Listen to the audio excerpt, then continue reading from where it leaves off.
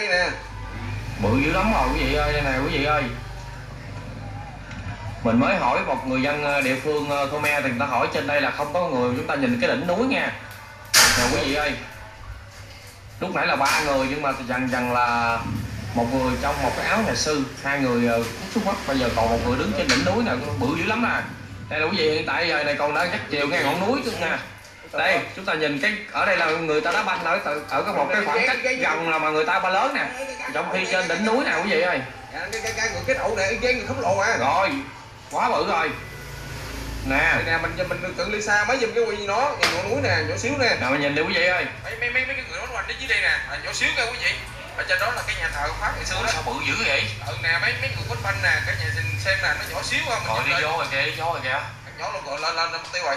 Đâu rồi? Còn quá lớp sương mù, sao lớp sương mù. Sương mù hả? Đây nào quý vị ơi, vẫn còn nha mình nè. Đi vô một cây rồi.